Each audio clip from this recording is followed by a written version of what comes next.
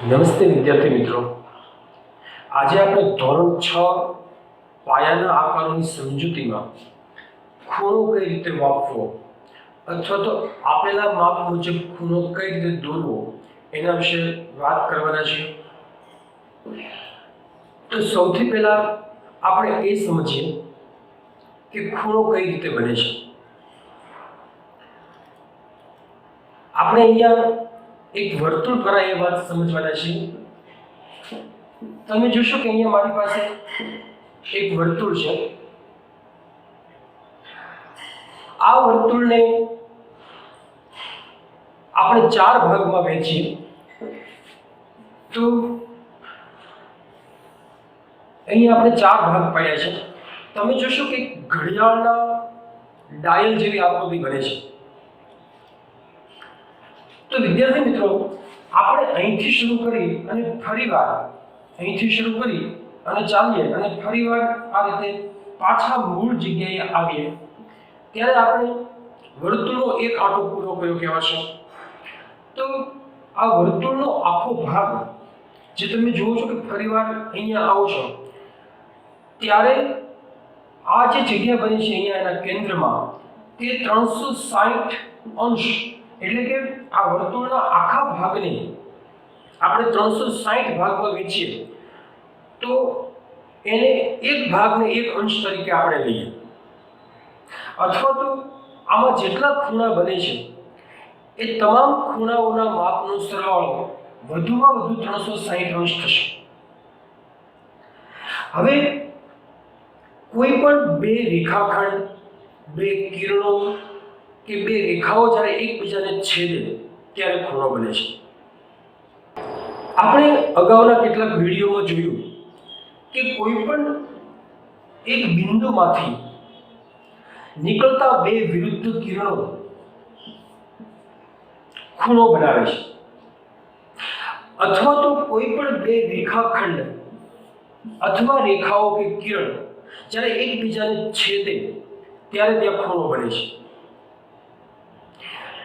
તો હવે આપણે એ જોવાના છે કે આ ખૂણાનું માપન કઈ રીતે કરવું। અને વિદ્યાર્થી મિત્રો, ખૂણો માપવા માટે આપણે કોણ માપકનો ઉપયોગ કરતા હોઈએ છીએ। તો સૌથી પહેલા આપણે કોણ માપકને સમજીએ। અહીંયા તમે જોશો કે મારી પાસે એક કોણ માપકની આકૃતિ છે, તમારા પુસ્તકમાં પણ છે, તમારા કંપાસ બોક્સમાં પણ છે। એને તમે ધ્યાનથી જોજો। આ કોણ માપક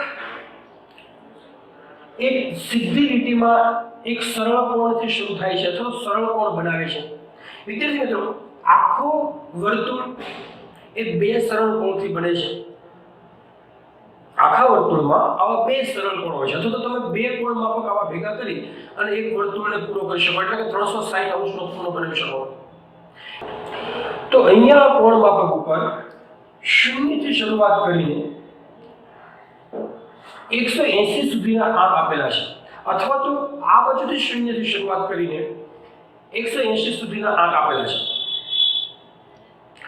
આને તમે ધ્યાનથી જોશો તો ઉપર આપેલા જે નાના કાપાઓ છે, નાના આંક છે, એ આ કોણ માપકના 180 ભાગ પાડે છે એટલે કે બે કાપા વચ્ચેનો ભાગ એક અંશ દર્શાવે છે અને એક ખૂણો અહીંયા પણ છે।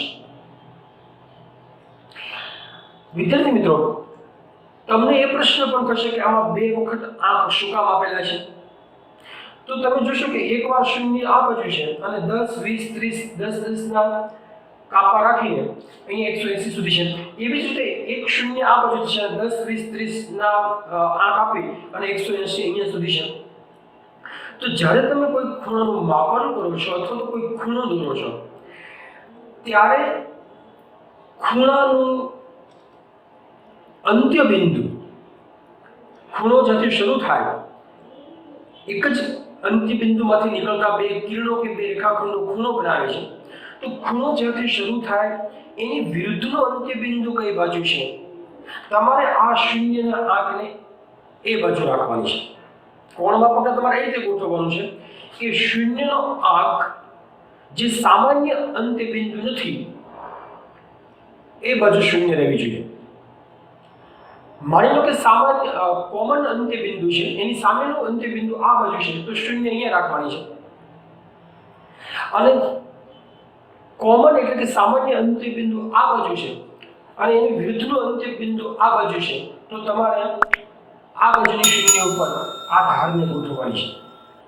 કોણમાપકનો ઉપયોગ કઈ રીતે કરવો એના માટે આપણે સીધા ખૂણા પર જઈએ. ખૂણો દોરીને સમજીએ કે કોણમાપકનો ઉપયોગ કઈ રીતે થાય. હવે કોણમાપકના ઉપયોગ માટે આપણે બે ખૂણા દોરીશું અને કોણમાપક કઈ રીતે ઉપયોગ કરવો એના વિશે સમજીશું.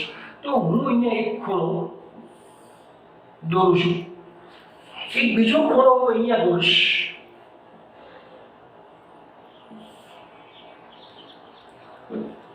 તમે જુઓ છો કે આ બંનેનું સામાન્ય અંત્ય બિંદુ અહીંયા છે.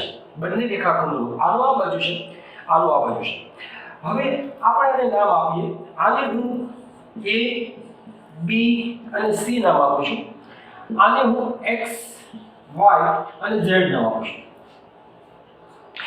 તો હવે આપણે એ જોઈએ કે કોણમાપક વડે આ ખૂણા કઈ રીતે મપાય અને કોણમાપકનો ઉપયોગ કઈ રીતે થાય.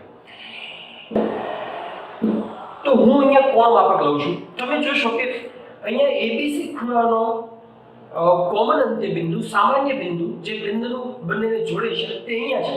તો આપણે આ કોણમાપકનો જે વચ્ચેનો ભાગ છે જેથી આપણે ખૂણો માપવાના છે તે બિંદુને આ કોમન અંત્ય બિંદુ ઉપર ગોઠવીશું અને નીચેની જે ધાર છે જે 0 અને 180 ને જોડે છે જેને આપણે સરળ કોણ કહીએ છીએ એને આપણે આના ઉપર સ્થિર કરીશું, આના ઉપર ગોઠવીશું.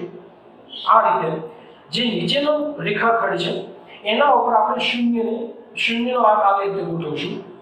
હવે બીજો છેડો જે બીજો રેખાખંડ છે એ કોણમાપકના કયા આંક ઉપર આવે છે તે જોવાનું છે.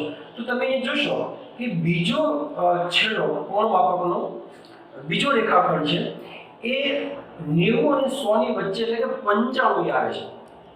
તો આ ખૂણાનું માપ અહીંયા જે ખૂણો બને છે તે 95 અંશનો ખૂણો બનશે. આ ખૂણો તમે જોશો તો અહીંયા જે ખૂણો બને છે બે રેખાખંડોને જોડીને એ 95 અંશનો ખૂણો બને છે. એ જ રીતે તમે આ ખૂણાને પણ કોણમાપક ગોઠવી અને માપી શકો. હવે આપણે આ જ રીતે કોઈ આપેલા માપના આધારે ખૂણો કઈ રીતે બને એના વિશે સમજીએ. મારે અહીંયા 120 અંશનો ખૂણો દોરવો છે અને હું એનું નામ P, Q અને R આપીશ. એના માટે આપણે કોણમાપકનો ઉપયોગ કરીશું. વિદ્યાર્થી મિત્રો, આ ખૂણાની અંદર જે આપણે ખૂણાનું નામ આપીએ છીએ એમાં જે વચ્ચેનો અક્ષર આપણે કહીએ છીએ એ ખૂણાનો કોમન બિંદુ છે, સામાન્ય બિંદુ છે. એટલે કે બંને રેખાખંડ કે બંને ઉદ્ભવ બિંદુ હોય તો કિરણને જોડે છે એટલે કે Q બિંદુ પર ખૂણો બનશે. તો સૌથી પહેલા આપણે QR કે PQ એવો એક રેખાખંડ દોરીએ. તો ખૂણો દોરવા માટે હું અહીંયા પહેલા એક રેખાખંડ દોરું છું. આપણે આ રેખાખંડમાં કોમન બિંદુ આને લઈશું જ્યાં આપણે ખૂણો બનાવવો છે.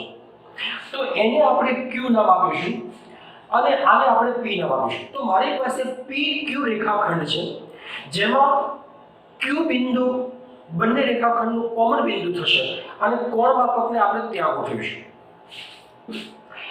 તો અહીંયા મેં જે કોણમાપક લીધું છે એને હું આ બિંદુ પર ગોઠવીશ.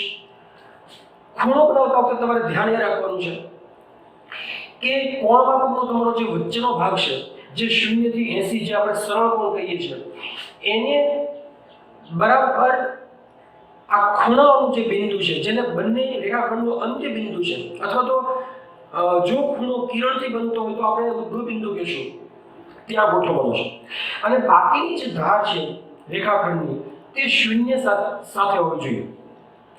હવે આપણે બીજો રેખાખંડ કોણમાપકના આંકમાં 120 આવે એ રીતે ગોઠવવાના છે. 120 તો તમે જોશો અહીંયાથી જોઈ શકો છો કે 0, 10, 20, 30, 40 એમ કરતા કરતા અહીંયા 120 આવે છે. તો આપણે આ માપને ત્યાં લઈ જઈશું 120 સુધી.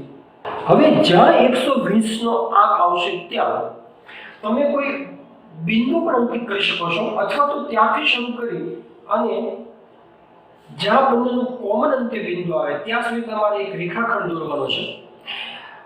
કોણ માપકને લેશો એટલે અહીંયા જે ખૂણો બને છે તે આપણો ખૂણો થશે, જેનું માપ 120 અંશ છે. આને આપણે માપ ખૂણો 120 અંશ આ રીતે લખીએ અને માપ ખૂણો 120 અંશ આ રીતે વાંચીએ.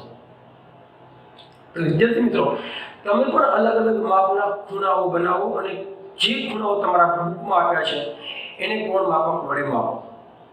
નવા વિડીયોમાં મળશું જેમાં આપણે ખૂણાઓના પ્રકાર વિશે શીખીશું. જય હિન્દ.